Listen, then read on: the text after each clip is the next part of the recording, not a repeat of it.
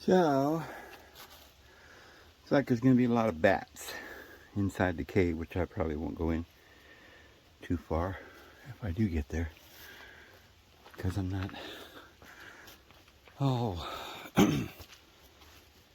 I'm not prepared for spelunking. I don't have any lights or anything, cameras. Well, I mean, I have this camera, but I don't have a light or gear or rope or proper shoes or anything. Okay. I get to go downhill a little bit for a minute. Hopefully it's straight and level the whole rest of the way. Last time I went up here, I noticed some really pretty butterflies.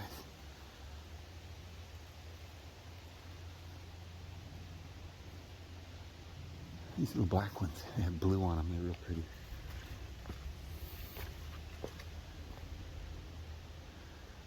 If that one will land, we'll get a picture of it. Okay.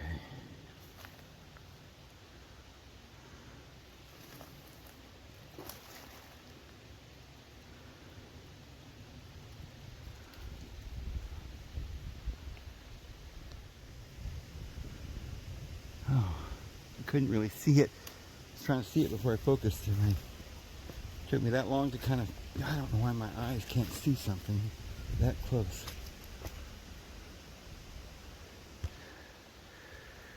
Maybe it'll come back in a minute. Muddy.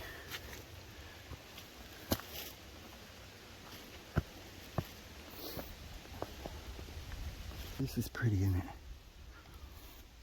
Look at that. It's like a little castle staircase, you know.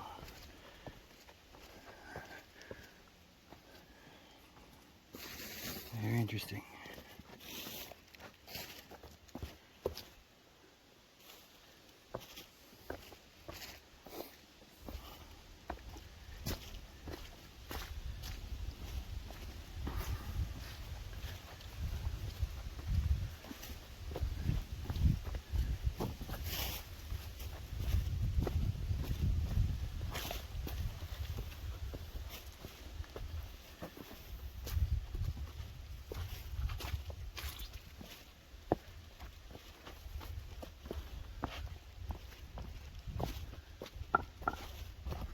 Okay, I don't think I went down here last time. It's a pretty good sized tree. You can see. Sometimes it's hard to tell how big these trees are on the camera.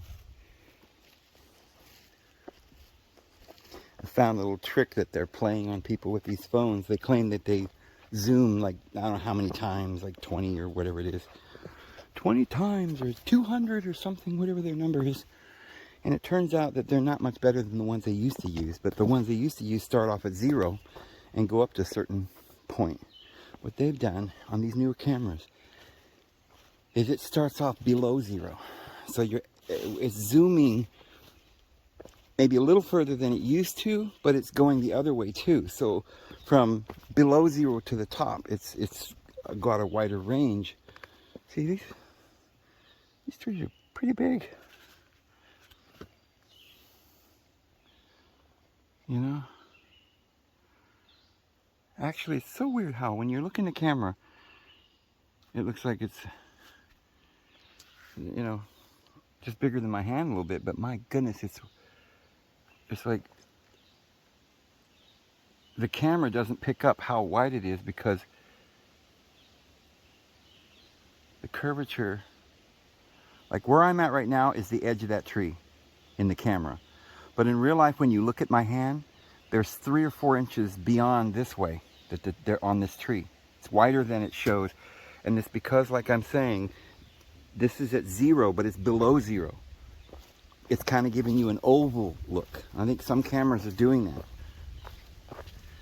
It's making things look smaller than they naturally would be because it's zoomed out or was in or something to start with.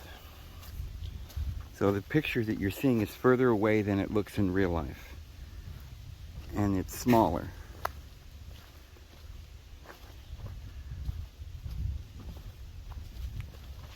Now, I don't know. Maybe that's to make the picture appear to be have more pixels and more definition. I don't know why they start with the small, lower. I guess because when people are filming, they want to get a wider span of what they're filming, but it's going to be smaller. And I guess they figure, well, if you want it to look real, you just do that. That's more like what it would normally be like. Well, you know, I don't know. It's just not correct. Nothing is going to be like real life. People are looking through rosy-colored glasses in this world. Just even when you get glasses, you go to the store and you buy glasses.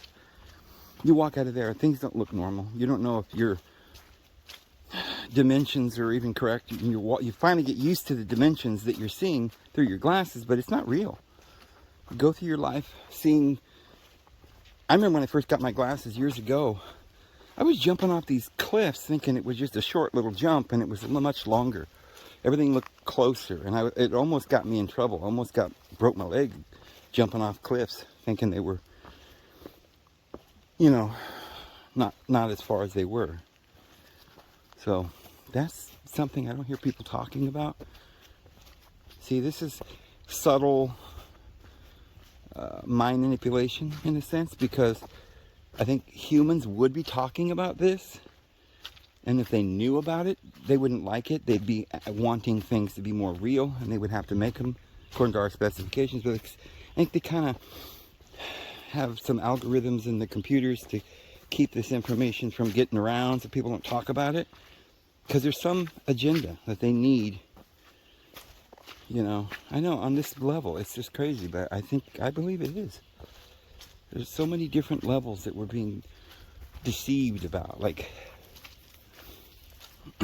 road signs that may not be actually the safest road sign, maybe, but it serves a purpose of perhaps, I don't know, it's like the whole concept of a school zone. So now the whole world like, oh my God, it's a school zone. And so they're like, oh, you gotta be so careful, children, you know.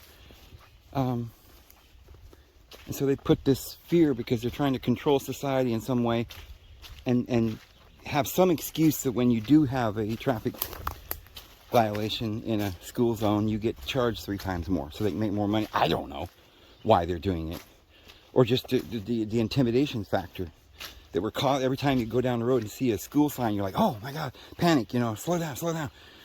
There's a lot of those little intimidation factors in society that we're not even aware of. Like, why does the policeman have red and blue lights? And why does he always have them flashing? It's their policy. I mean, whether they've got anybody pulled over or not, half the time they're flashing their lights. Why are they parking these cars with these flashing lights at certain intersections where they're working on cars or working on the road? Because it's an intimidation factor that makes people scared. We're living in a world of warning. Do what you're told. Be very afraid. Conform. Everything is conformity. So the very laws, the very structure of society is designed to keep us in a panic attack. Lots of people that live in the inner cities, they have a panic attack every time they get in their car because they're afraid they're going to get pulled over. And yeah, and true, in many cases they don't have a license, but they have to go to work to get food to feed their family, and so they risk it, but they're in total panic. They live in fear every day, trying to make a living. They say, well, they shouldn't have got those. They should have been more responsible, and they wouldn't have those tickets. Well, maybe they, you know, there's lots of reasons for that, and I don't know if I could ever convince anyone that's never been poor and depressed and down and lost and alone. And then on top of that, now you've got to, because you were weak and they had you down, they stepped on you. Now you're done. You're in jail. Nobody cares. You know, or you've caused yourself some mental disease or heart attack, or now you've gone to the doctor and they've put you on medications that you're sitting around drooling, and your mental health is getting worse, and they just keep giving you more bullshit, and this is the world, you know, threatening your children, you give up because you can't do it anymore emotionally. A lot of these people just can't go on emotionally. And this society's doing this on purpose. It's from ground zero. They set this up this way and lured people into these situations.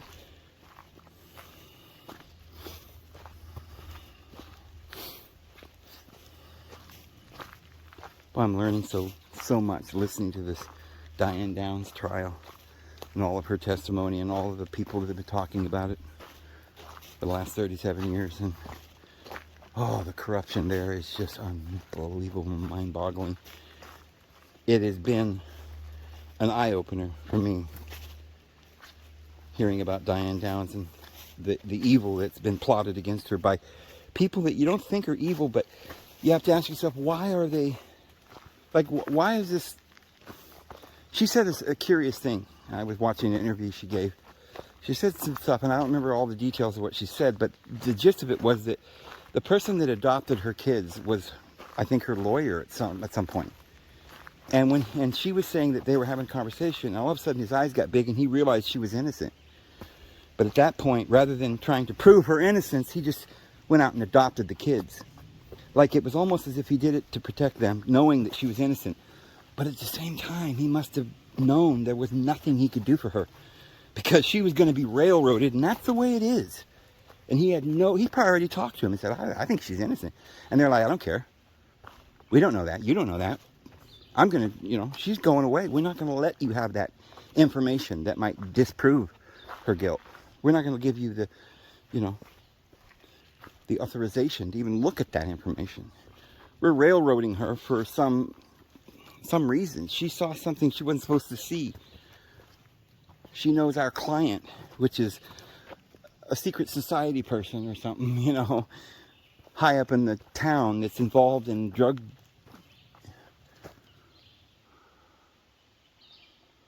Oh, it's pretty, huh?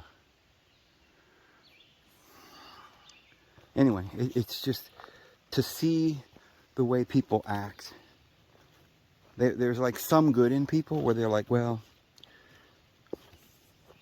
I won't thrust the knife in the last time. I'll just let you lie there, and somehow I'll feel better about myself because, I didn't do the thrusting. I was just standing there watching and didn't say anything, but, hey, I couldn't do anything.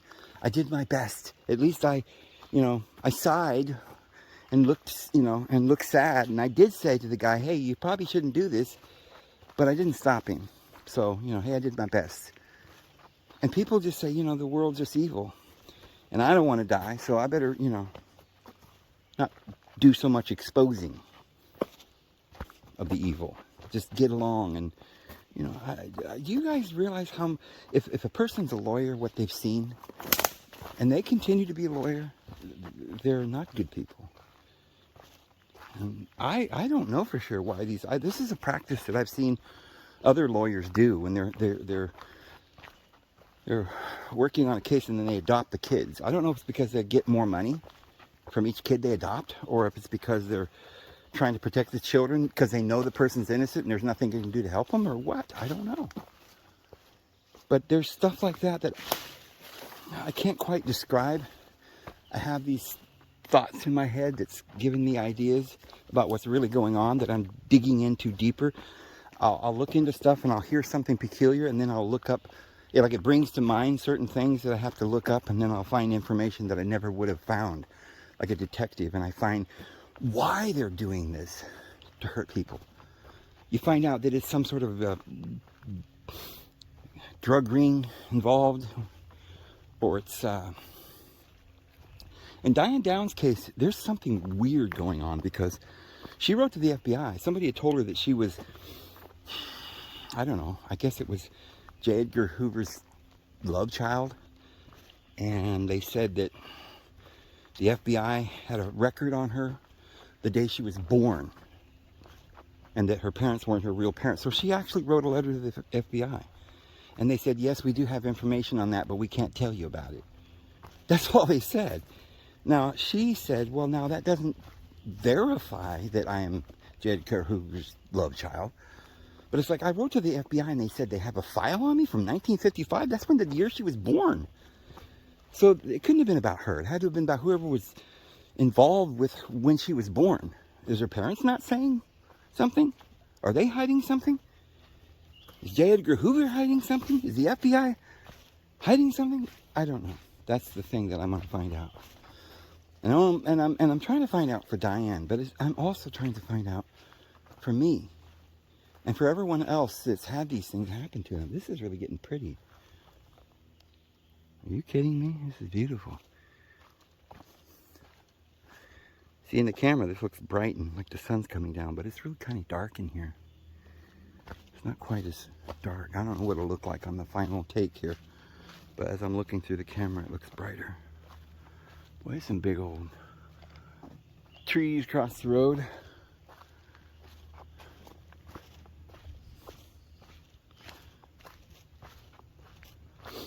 So anyway, I'm digging stuff like that up. Also, I'm into that right now. I'm going to be doing more videos on that. But I'm also really digging into some things about the signet ring. You ever heard of that? A king had a seal ring or a signet ring. And there's a whole lot that Christianity and mankind doesn't know about these crystals and these rings and amulets and talisman and all these kinds of things. Christianity was just told it's all satanic, and it has a lot to do with the fact that the Bible says that the angels are ministering spirits sent forth to those who are to inherit salvation. Why are they ministering angels? If they're called angels, that means messengers. Are they here to give messengers? Revelation talks about the angel that there's 7 angels, and then another angel came down and he had a bowl with all the prayers of the saints, and he took it before the Lord. Is that what their job is? Is to hear our prayers and take them before the presence of the higher consciousness of the divine being, and take it to the place where all things are pure and the divine power of deity is love. But it seems like you can never get these ministering angels to come to you unless you've already been tempted of the devil. Remember, Jesus was tempted 40 days. The temptation in the wilderness. All the Israelites went through it and they failed. Jesus went through 40 days temptation.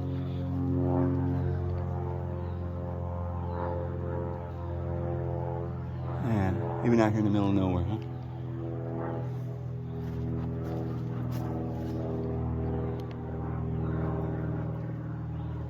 And at the end of those 40, after he overcame the devil and said, get out of here, I don't want to serve you. He offered him all the kings of the world. And then Jesus said, at the end of those 40 days of fasting and prayer and temptation, it says that the angels came and ministered to him. So it seems like in order to receive the angels, one has to believe and hear them. And that would mean to reject the gospel of the devil. The liar. Refuse the liar, overcome his temptation, and then the angels minister. So there's a whole bunch of stuff that I want to talk about, but in ancient times they used to use certain, we talked about 1 Corinthians 13, where it talks about the looking glass, or the crystal ball, or the mirror that the early Christians looked into to go into a trance, to receive the messages from the angels. But there was something going on there where even if they had this Holy Spirit and could speak in the tongue of angels, as it says in 1 Corinthians 13, many of them weren't discerning between spirits. And they were being led astray. So it seems like when everybody seeks the Lord, they get an answer from the devil first, and you have to decide what you really want. What are you really asking for? That's why he said, ask and you shall receive. Seek and you'll find. But you have to seek, and what you're really seeking for is in your heart. Don't worry about what comes out of the mouth, but what comes from the heart, or what goes into the mouth, but what comes from the heart. So cleanse the inside of the cup. Jesus is talking about finding out what you truly desire. When you can purify that and overcome these desires of the devil and cast him out, then the angels come to minister. Now, it seems as though if you perfected your mind in that way and you understand all of this, that you could do it without any kind of tool. The Lord comes to you. But there were those who used certain sort of tools to get into a trance so they could hear more clearly. It's kind of like maybe an amplifier. And I think that's what the Great Pyramid was. The crystal was on the top, and the light would shine on it, and it would make these vibrations. Transmutation in the mountain. And the mummy would turn into, he would be transmuted into a higher consciousness and overcome this world and ascend. And that's what Jesus did.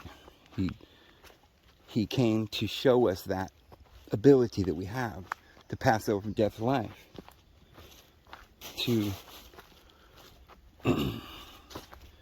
To go up to the mountain and there take Moses and Elijah, which is your other two bodies, your physical Moses and your astral Elijah, because he went up on a fiery chariot, and the body or the capstone of light. Jesus is that capstone of light. So the whole temple is all the vibrations that's in this world, the physical vibrations that create the form of that four-sided pyramid. But it comes from the apex, from the capstone of light. And when you reach that, and it's awakened, that Christ in you, then the light comes in and fills up the whole place. And it's transfigured. And that's what we're trying to do. So we'll talk more about that too in some upcoming videos, because it's all throughout the Bible, but most people don't see it. There's lots of Old Testament verses. The casting of lots, how that has to do with ballots or voting, which people assume then that it just was some sort of system of voting.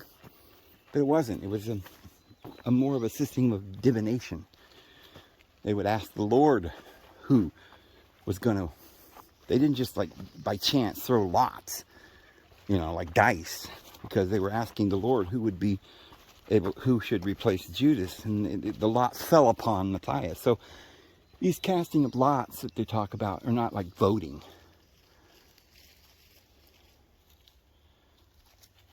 It's not like that. It's more, and we'll talk about that in some other videos too. It's all related with the signet ring, the amulets, the talisman, the ben on top of the pyramids, the looking glass in 1 Corinthians 13, the ministering spirits, the temptations, all the things that's in the Bible. We're going to put it together. The fact that they cast out the devils. And then you cast out the devils, then what do? Well, you summon the angels. A lot of people got confused with that. And they were told to summon demons. I don't know why. But they summoned the demons because they wanted power. They didn't want, exactly the opposite of what Jesus did. He rejected the power of this world and found what he was seeking. It was opened unto him. And he knocked. And many people do that, and it works every time, but they're not seeking for the right thing. They don't understand the deception that's involved here. There's no workaround. There's no shortcut. You have to be good. That's all we're trying to do in this world. We get faked out thinking, well, if I'm good, that's supposedly I'll go to heaven or whatever. But what about now? If I'm good, I'll probably starve. So I'll be bad so I can get money and I'll have fun. And they're tricked into thinking they're having fun and pleasure and this is the best way. And they're lying and cheating and doing whatever they got to do, and they don't realize that they failed because they're miserable and unhappy and they don't have eternal life. So that's the key, that you have to realize you're being duped by listening to the devil. He's just lying to you, and he's taking you down a very bad path. It's that simple. And the occult, some of these people that are involved in the occult, they probably feel that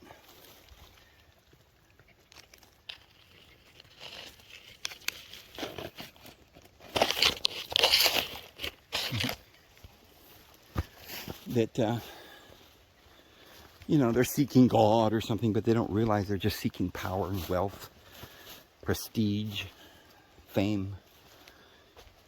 Secretly, they're not letting their own mind. They're willfully ignorant. And so when they get to the bat and they get up there, batter, batter, batter, batter, and they, you know, they don't know what they're doing. Playing for the wrong team.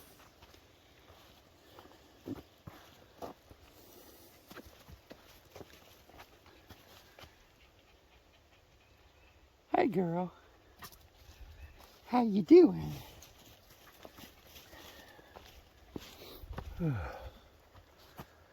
Whew. All right. Take a look at where we're at here. Enjoy the beautiful walk we're on here. Kind of getting deep here. Whew. But there's some deep stuff that we're going to be learning. Things that, if we can find the answers to the stuff that I'm talking about, we're going to have lifted the veil on a very, very important subject, and that's your life, our life. We're going to have the answer. It's going to be right there in front of us. And we can access the solution. There's no question. I already know that. I'm just going to try to find a way to lay it out in the next coming few videos to show you guys how you can yourself have the angels minister to you. Don't be deceived. That's basically it in a nutshell. But it's a deep deception, man. Okay. We're at 1.5 and they said it's 2 miles, so I ain't that far. I hope it don't go down real steep here, though. I don't really want to go back up real steep, but whatever we got, we got. That's what we got. So if we make it to the cave, we can at least look into it. Probably down there, you can hear the river, creek, or whatever it is down there. Probably where it is.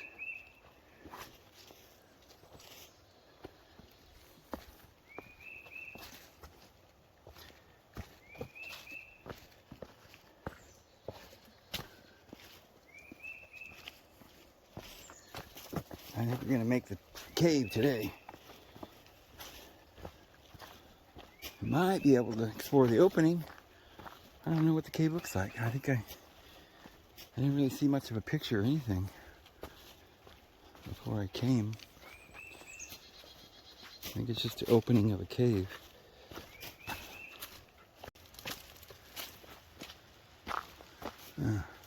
Creek goes through here.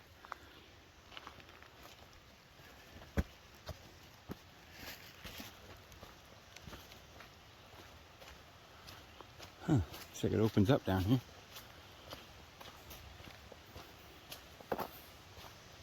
It's gotta be getting close to 2 miles right there, I think. That little round sign. Oh, yeah. No, it's 1.7.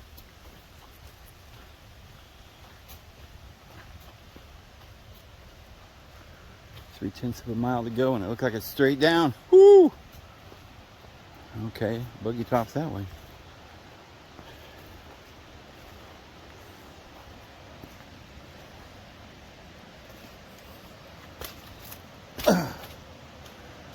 Whoa.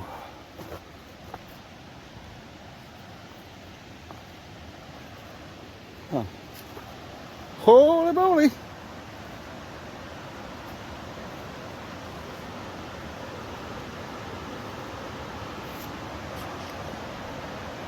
Woo!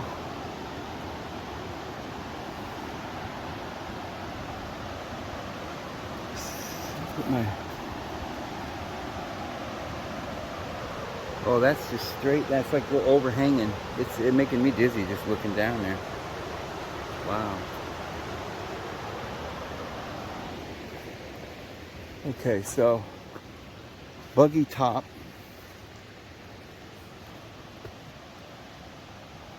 Which one's the cave? I'll have to stop and look at which one's the cave here. Well, I looked it up and I couldn't tell if the cave is that way or the other way. They both look very well worn, so. But it's called Buggy Top Trail Buggy Top Cave Trail. So I'm thinking Buggy Top is a cave. So we'll go this way. So it couldn't be very far because it said 2 miles. So if it's not this way, it won't be too far. Go back the other way. Wow, so pretty.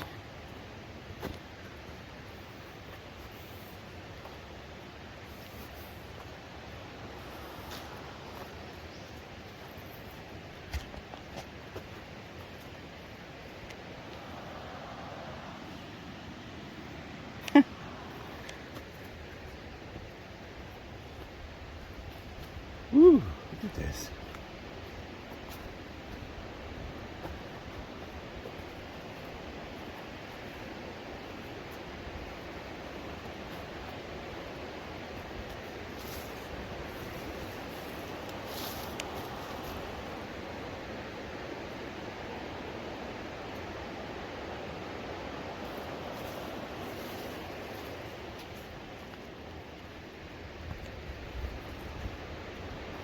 No railing.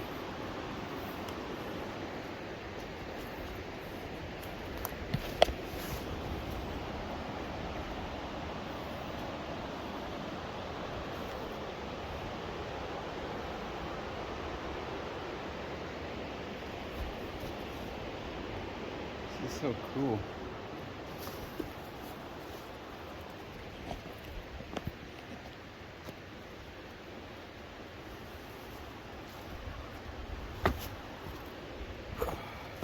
Oh my goodness, we're gonna have to walk down to the bottom of this.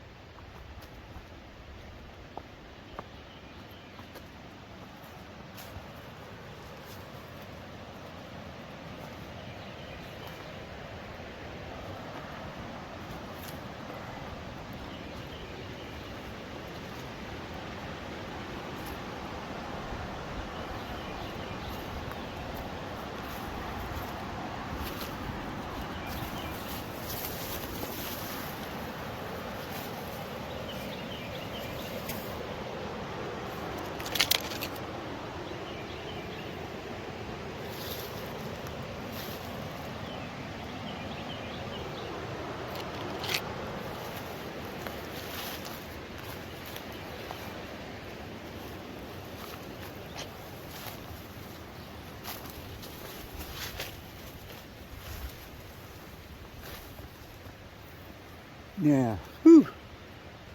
We have to climb down all the way to the bottom. So I'm almost there, but I gotta climb down this steep, and then we're gonna have to climb back up. Okay. See, when I was a kid, I wouldn't have cared. I'm actually thinking about, oh, do I want to climb back up? Well, I guess I'm gonna have to. Oh, pretty steep.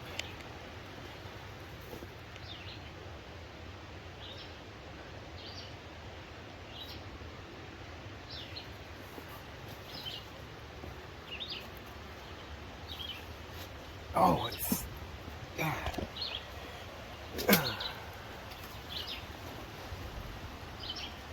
Huh, it's like climbing.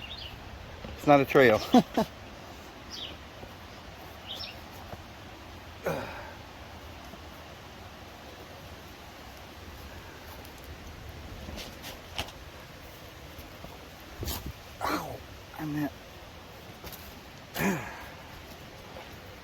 liquor. It's not.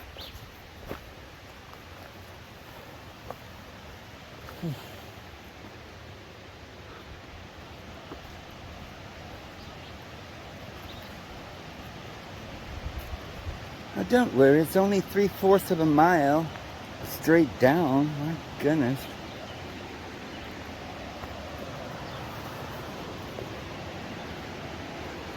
Oh, I was standing on those rocks. They're just hanging over the edge.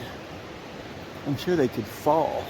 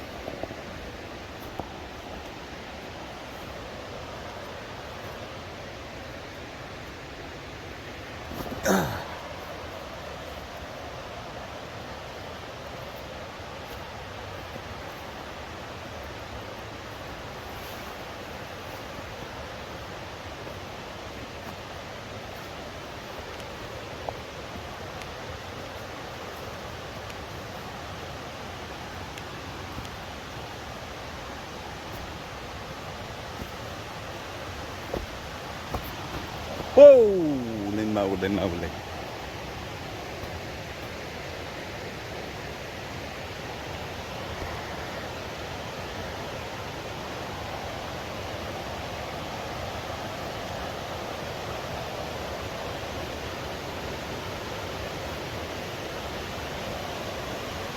There it is.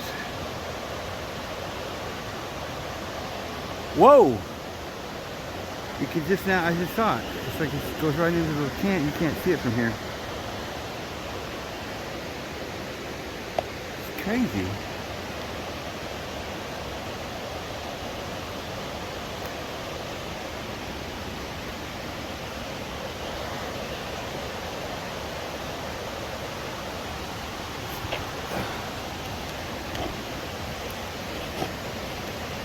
Oh no! Whoa!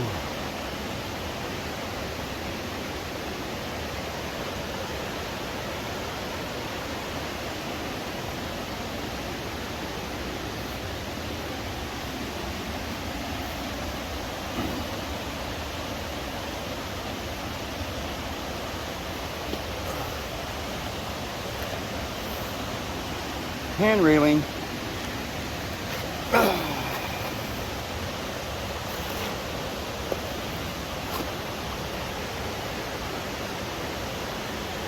What?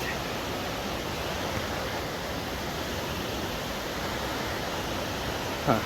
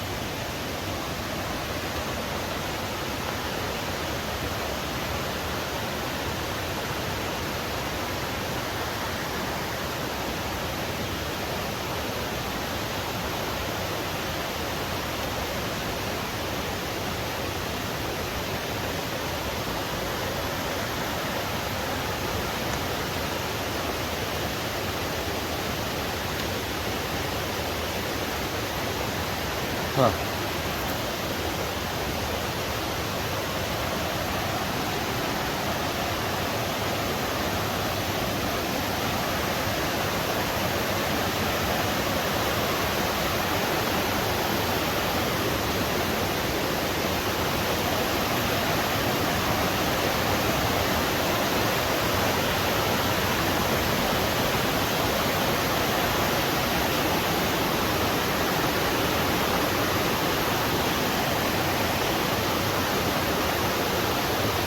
Huh.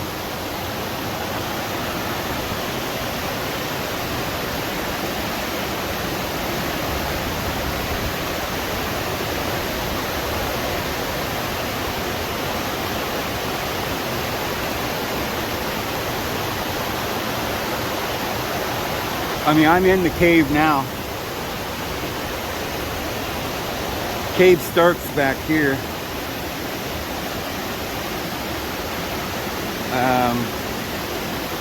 Like over there is where the opening. This is huge, and I'm actually inside the cave here, and it goes back, I guess, miles and miles. I don't know. There's a river running through it.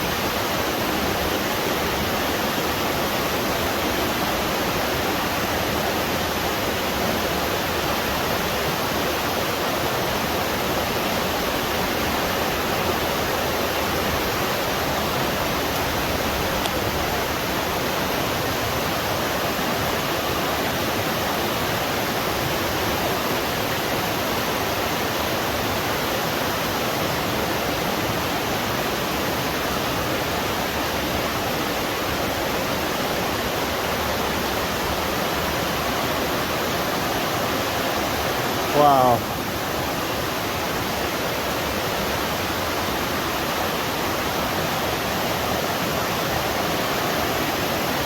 Holy malolies.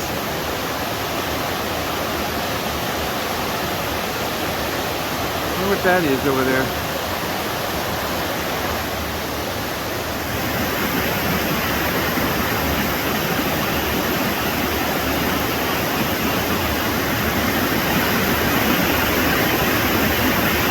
There's a light over there.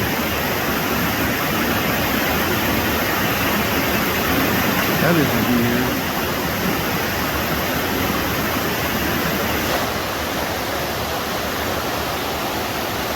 Huh.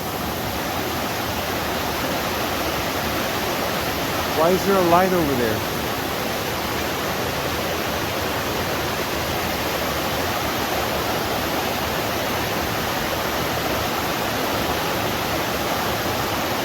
I wonder if somebody must be in here.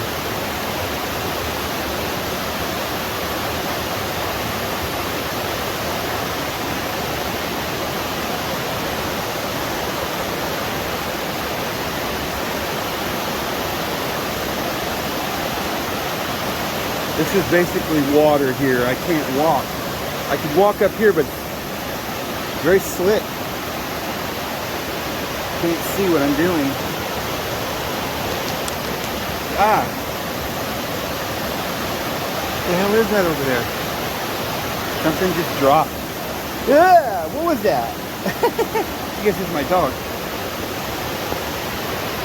What? What is up there?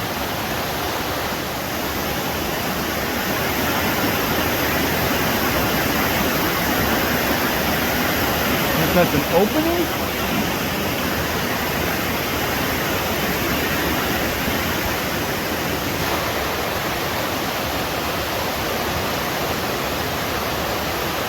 Anyway, it's very scary in here.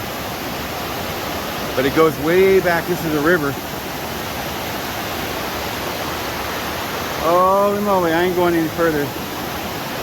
I need a light. I don't know what that is up there. I don't think it could be a light. I mean, like an opening, because it could be, I guess.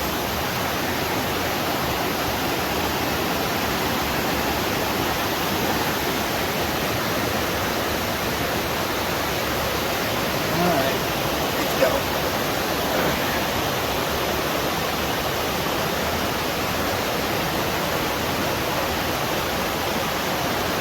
It's spooky in here.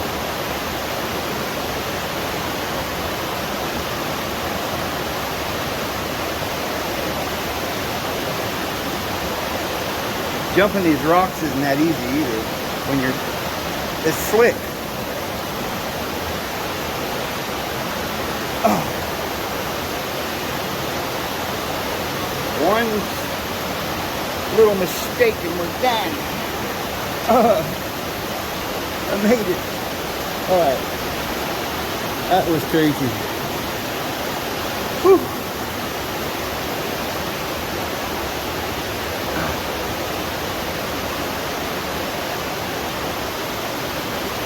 Pretty cool.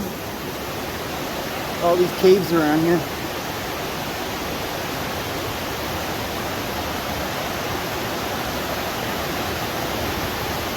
It's hard to believe this whole thing, there'd be a hole going into the light. So I think there might be somebody in there with their phone on or something up in the rocks hiding. I mean, I don't know what that light would be.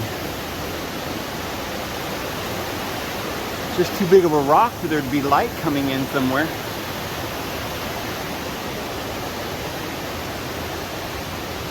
Okay, now we need to climb all the way back out of here. Ah.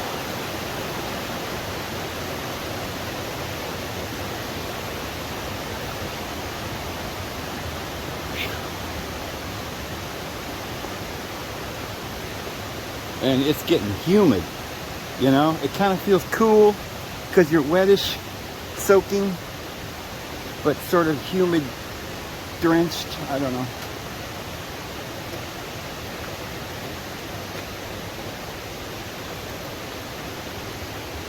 Not as bad as I thought it would be in Alabama in the middle of summer, though.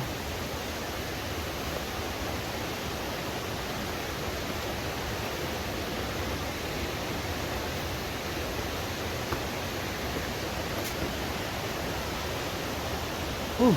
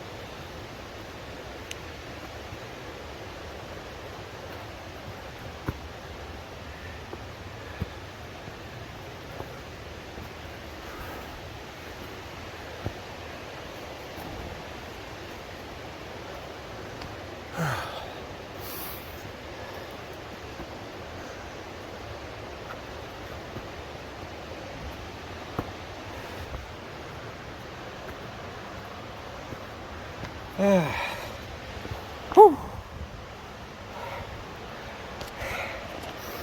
Get your breath. Whew.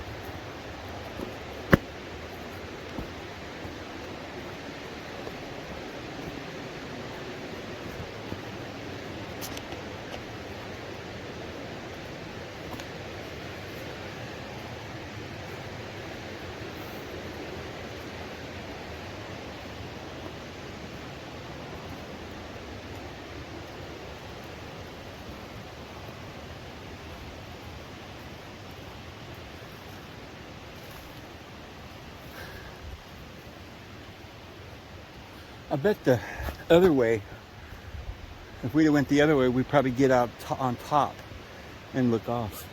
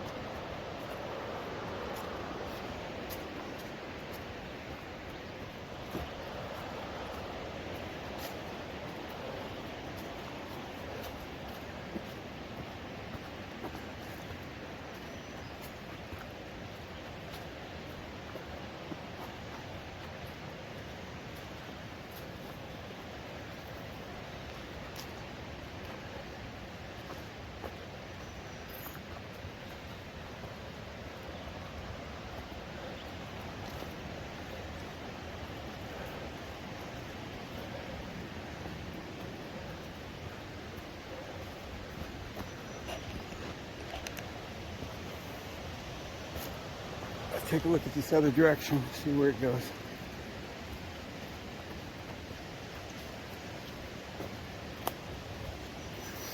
It's not too treacherous and it's not too far. I might take a look. I think it's probably a lookout or a trail to look off, which might be pretty amazing.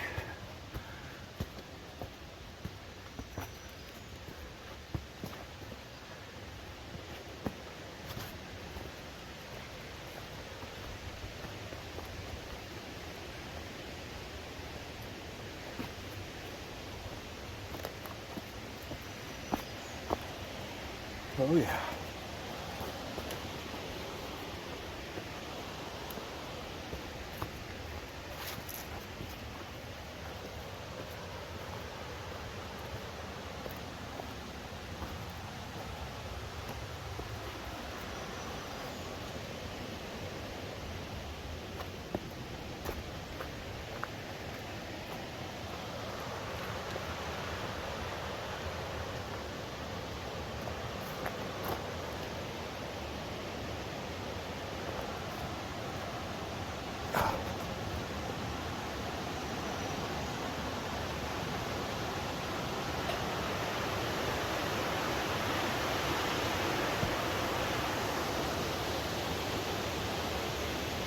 Oh no. Back up, Dave. That's too scary. Look at that rock. It's just hanging. You see that? It's just hanging over the edge. That is free and clear space. Right through.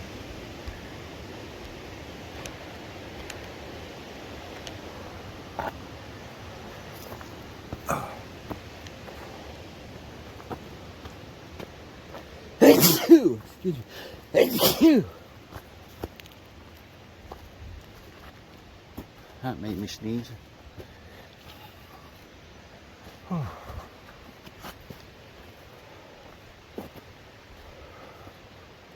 wonder where this goes. Probably to another lookout, but I'm not ready to go up there. We ain't got all that gum day. I think we saw the good stuff. There's probably more. Probably head back. We got 2 miles to walk and I'm tired. It's kind of up and down.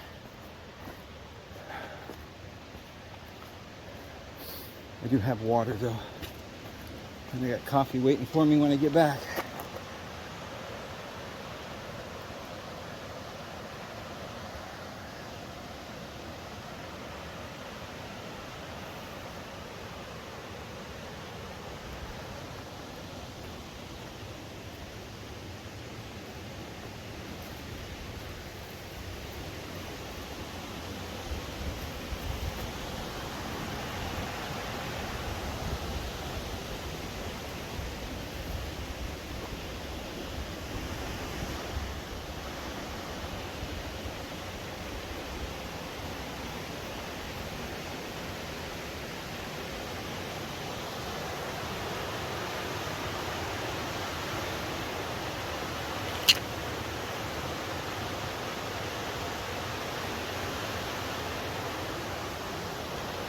I don't think you guys can see. Oh, look at these flowers. I have never seen anything like that. You ever seen anything like that? That's awesome.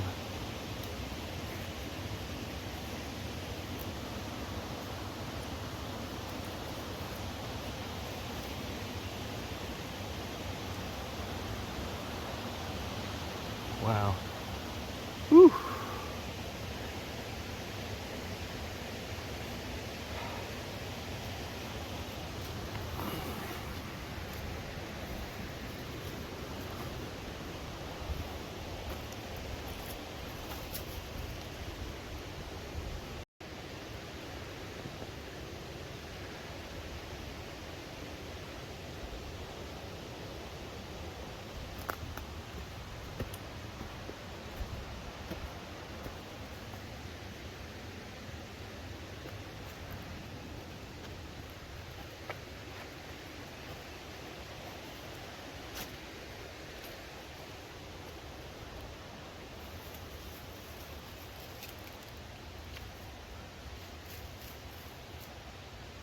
Huh.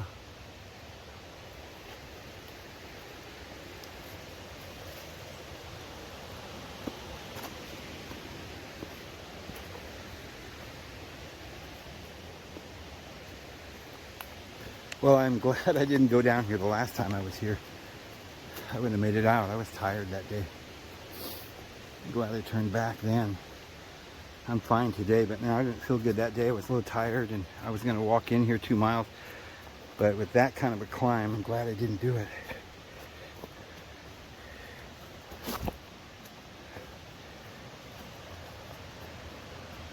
Definitely should have hiking boots when you come in here.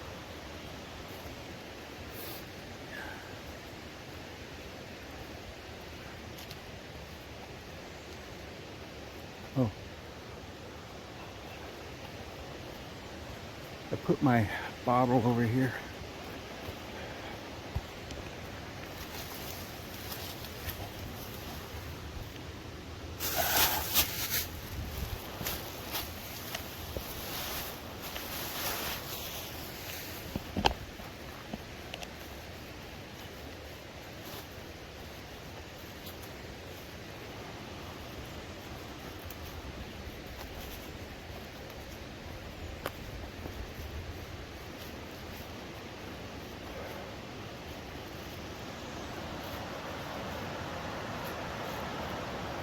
Okay, heading back. 2 miles up this way. Or 1.7 miles, I think, from here. A little up and down here, but not too bad. 1.7. Okay.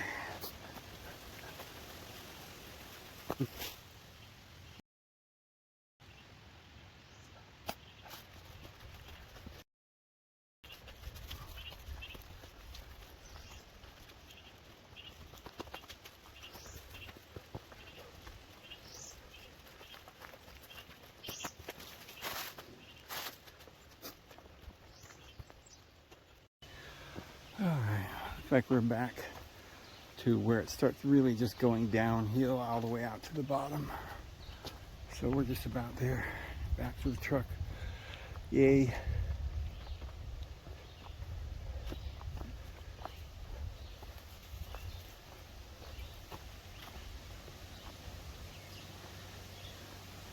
I feel very odd today. A little weird. It's like everything, I don't trust anything, even the world around me anymore. I don't trust it being real. I feel like, I remember when I was a little kid, 7, 8 years old, I used to have these feelings. I was Jehovah's Witness, but I never felt like I was part of the organization. I never felt like I was part of anyone. Like my brothers were half brothers. So, you know, it was just like they were much older than me. My sister never really had anything to do with me. She was my full-blooded sister, but she had nothing to do with me growing up at all. Since I was a baby, it was weird. And my dad really didn't have much to do with me. He was always working, you know. And my mother's the only one I had contact with. She wasn't real lovey-lovey, but she would protect you. She had integrity, and you didn't mess with her kids, you know. But she wasn't like, oh, sit up on my lap and I love you, love you, love you. It's nothing like that, you know. She was like, go out and play. You know, eat your dinner. This is what I made. You got to eat this. She was very strict, but she was loving. She listened. She paid attention to you when you needed it. Remember one time I said, Mom, it's cold, and she ran in there and pulled back the sheets and got an iron and warmed up the sheets for me. You know, she did stuff like that. But other than her, I had no love like that growing up. No one who paid any attention. I remember, I don't know how old I was, 9 or something, 9, 10 years old, I don't know. We went to Palm Springs to visit my grandpa, and I'd never seen him before. And I remember specifically walking in that, it was a trailer house, and I looked at him, and he never looked at me. And we spent, I don't know how long visiting. I just sat quietly. Nobody spoke to me. That's the way it always was. No one ever spoke to me. And I remember my grandpa never once even looked at me. Never said hello. And I remember thinking, oh, that's my grandpa. But I never really thought too seriously never really let it bother me. I realized subconsciously, though, I wasn't important. He didn't really care if I was all right or what my name was or that's my grandkid or anything. It wasn't, you know, I had felt nothing from him. And that's kind of the way I felt with Jehovah's Witnesses. They felt fake. I knew it was all, something was an illusion. Everything was an illusion. I didn't trust the doctors. I didn't trust the lawyer. I knew everything was a fraud. I just knew it. And so it still stays with me, and I'm thinking, man, it's just so weird. Like, is it possible that, you know, the suffering and the trouble in this world is just like a one-time thing? The rest of the universe all running around playing, you know, having fun. But like this is an elite course on planet Earth that we like joined, you know, and kind of went into an avatar body and came down here, and we're going through some tests to become some kind of higher deities that are going to reign over a certain part of the section of the unit. Whatever, I don't know why we're doing this particular job, but I do feel like this is all incognito here.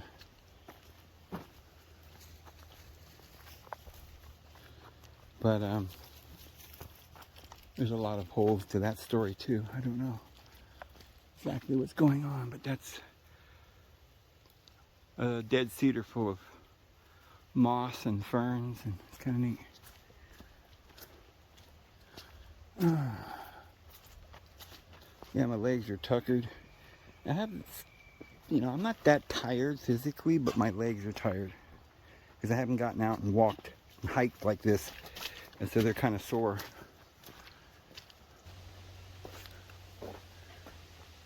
All right, I'm gonna get off here now, guys. See you later.